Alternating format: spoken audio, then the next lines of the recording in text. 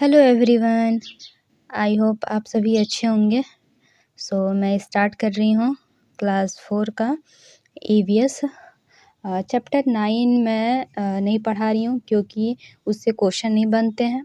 Chapter 10 मैं start कर रही हूँ ईवीएस का। देखिए चैप्टर 10 क्या है कि हु तू तू क्या है। इसमें खेल हो रहा है, कबड्डी हो रही है। तो ये कबड्डी हो रही है तो इसके बारे में इसमें बताया गया है। तो जैसे ये है कि बच्चे वो बोल रहे हैं सब कि वसुधा इधर आ जा, इधर से पकड़, तो यही सब है इसमें। आउट आउट सब बच्चे चिल्लाते हैं। तो मेन इससे ये क्वेश्चन आएगा कि कबड्डी के खेल में एक टीम में कितने प्लेयर होते हैं। एक टीम में 7 प्लेयर होते हैं, 7 खिलाड़ी होते हैं। और इसमें यहाँ से कोई क्वेश्चन नहीं बनेगा। और इसमें एक और खेल होता है, खो खो भी होता है। तो खो खो में भी एक टीम में कितने प्लेयर होते हैं, तो 9 होते हैं। ये 2 इम्पॉर्टेंट है चीज़।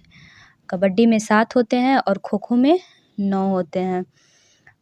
देखते हैं इसमें क्या इम्पोर्टेंट है। देखिए यहाँ पे ये वाली जो लाइन है ये इम्पोर्टेंट है, कर्णम मल्लेश्वरी के बारे में। ये एग्जैक्ट ऐसे ही पूछा जाता है कि क्या तुमने अखबार में इनके बारे में पढ़ा है। कर्णम मल्लेश्वरी एक वेट लिफ्टर है। तो फर्स्ट ऐसे ही क्वेश्चन पूछेगा कि कर्णम मल्लेश्वरी ये किस खेल से संबंधित हैं, तो वेट लिफ्टर से हैं। ये आंध्र प्रदेश के रहने वाली हैं। इनके पापा पुलिस में हवलदार हैं। जब ये 12 साल की थी तभी से वजन उठाने का अभ्यास करने लगी थी। अब वे एक बार में 130 किलोग्राम तक वजन उठा लेती हैं। हाँ, तो इनके बारे में ये है। कर्णम ने भारत के बाहर 29 मेडल जीते हैं। उनकी 4 बहनें भी रोज़ वज़न उठाने का अभ्यास करती हैं।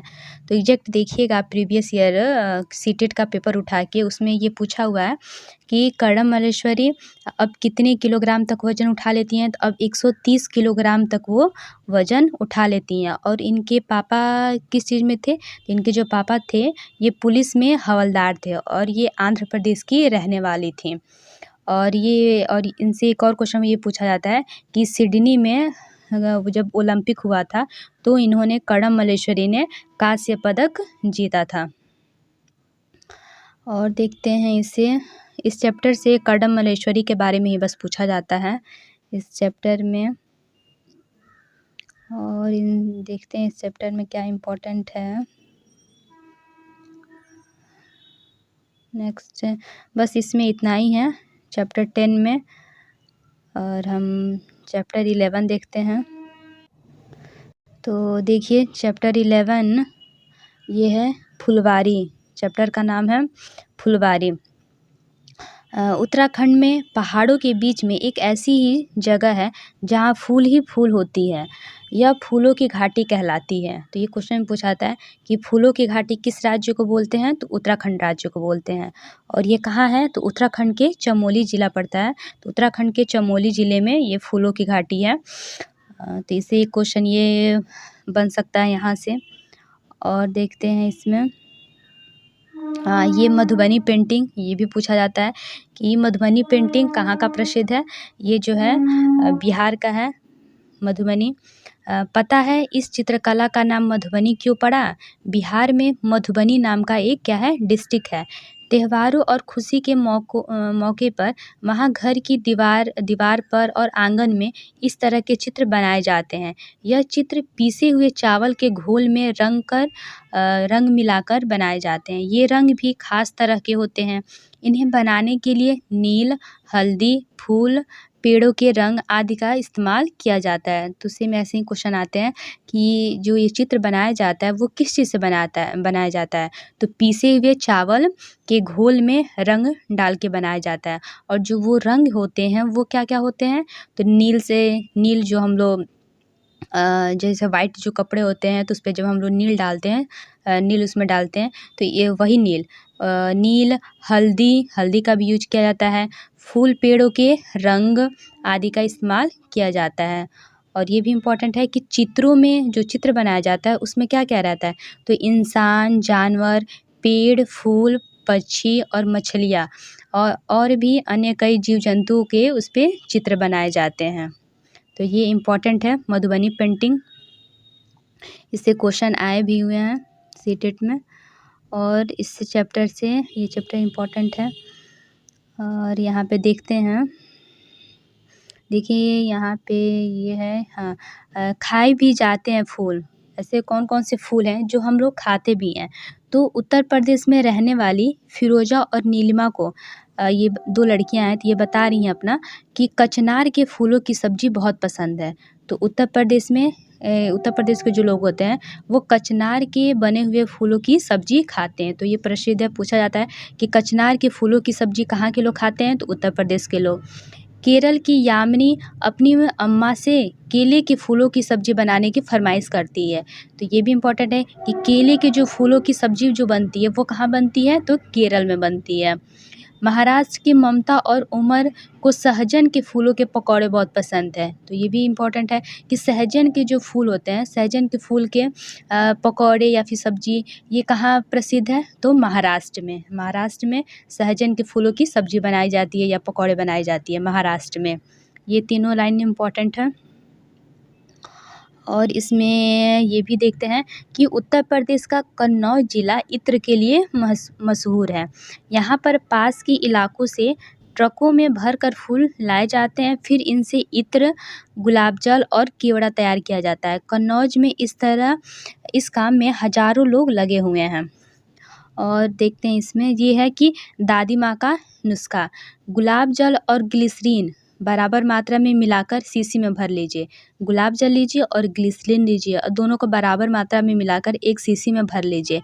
इससे कुछ बूंदे इसमें कुछ बूंदे नींबू डालिए और इसके इस्तेमाल में सर्दी में त्वचा नहीं फटती है। इसका यूज करना चाहिए, मैं खुद करती हूँ। ग्लिसरीन और गुलाब जल मिक्स करके रख लीजिए और इसको त्वचा पे, पैर अगर फटते उठते हैं तो उसमें त्वचा पे लगाइए, ये बहुत ही आराम रहता है इससे। तो इस चैप्टर 11 में इतना ही है। नेक्स्ट चैप्टर हम देखते हैं। देखिए इसमें चैप्टर 12 में चैप्टर का नाम है कैसे कैसे बदले घर। इसमें ये बताया जा रहा है कि बात उस टाइम की है, जो है इसमें वो बता रहे हैं कि 60 साल पहले की बात है कि उस समय हम डेरा गाजी खान में रहते थे, अब वह जगह पाकिस्तान में है। तो ये इम्पोर्टेंट है कि गाजी खान जो जगह है वो अब कहाँ है? पाकिस्तान में है। आसपास बहुत गड़बड़ हो रही थी, पर उस समय मुझे कुछ भी समझ में नहीं आया था। बस बाबा ने बताया कि हमें अपना गांव छोड़कर दूसरे जगह जाना है। तो ये उस टाइम की बात है जब भारत और पाकिस्तान का जब बंटवारा हुआ था। तो पहले तो पाकिस्तान भारत में ही था, तो जब बंटवारा हुआ तो उस टाइम क्या हुआ कि भारत के कुछ लोग पाकिस्तान में चले गए, और पाकिस्तान में जो जैसे ये कहा गया कि आप दोनों देश में से भी आपको जहाँ मन करे लोगों को आप वहाँ जा सकते हैं। तो कुछ लोग पाकिस्तान के भी बहुत लोग यहाँ भारत में आ गए और कुछ लोग यहाँ से पाकिस्तान चले गए। तो ये है जो लोग हैं ये अपना बता रहे हैं कि कैसे कैसे बदले गए। तो उस टाइम हम लोग पाकिस्तान से ये लोग अपना यहाँ पे चले आए, भारत ये लोग आ गए। तो ये बता रहे हैं कि कैसे भी हम लोग को एक गांव में एक ज़मीन मिला। तो वो जो गांव था इनको जो ज़मीन मिला था वो सोहना गांव में इनको ज़मीन मिला था, ये जो लोग हैं। तो सोहना गांव कहाँ पड़ता है? अब हम वहीं अपना घर बनाएंगे। मैं बहुत खुश थी, बाबा और अम्मा ने मिलकर घर बनाया। हम बच्चे भी कहाँ पीछे रहने वाले थे। तो जो सोहना गांव है ये कहाँ पड़ता है? हरियाणा में पड़ता है सोहना गांव। तो ये क्या किए, फिर बाबा ने पास से ही मिट्टी खोदी, हमने परात भर भर के माँ को पकड़ाई, गुड़िया ने अम्मा के साथ मिलकर उसमें भूसा मिलाया, बाबा ने दीवारें बनाई। तो जैसे ये बता रहे हैं कि उस टाइम हमने मिट्टी से कैसे घर बनाया, मिट्टी की खुदाई की और मिट्टी से ही इन्होंने घर बनाया। उस टाइम ईंट तो था नहीं, तो मिट्टी से ये लोग बनाया। और कह रहा है किसमें कि जो माँ है वो कह रही हैं कि घर को मैं गोबर लेके आई और गोबर से उसको लिपाई की, इसलिए क्योंकि बिल्कुल वैसे ही जैसे वे पुराने घर में करती थी। अम्मा कहती थी कि इससे मिट्टी में कीड़ा नहीं लगता है, क्योंकि गोबर से लिपाई करने से कीड़े नहीं लगते हैं। फिर वो लोग हैं तो अपना घर का जो दीवार तो खड़ा कर दिए हैं, फिर छत वो कैसे बनाएँगे? तो छत पे इन्होंने क्या किया, नीम और कीकर की लकड़ियाँ इन्होंने उसका एक फ्रेम बना के उन्होंने उस पे ढक दिया। आज जैसे कि हम लोग एल्बेस्टर डालते हैं, तो इन्होंने क्या किया कि नीम और कीकर से बनी हुई लकड़ियों को इन्होंने उस पे बिछा दिया। तो ये कह रहा है कि फिर उन्होंने मिट्टी से लेप कर दिया। फिर यही है कि धीरे-धीरे कैसे-कैसे बदले घर, और कह रहा है फिर बाद में कुछ सालों के बाद फिर हम लोग कच्ची ईंट फिर आने लगा, फिर कच्ची ईंट का हम लोग यूज़ किए। फिर कुछ सालों बाद अब तो पक्की ईंट आने लगी, अब पक्के ईंट का ये लोग मकान बना चुके हैं। तो यही इस टाइम है कि कैसे-कैसे बदले घर। इसमें ज़्यादा इम्पोर्टेंट नहीं है, बस इसमें इतना ही है।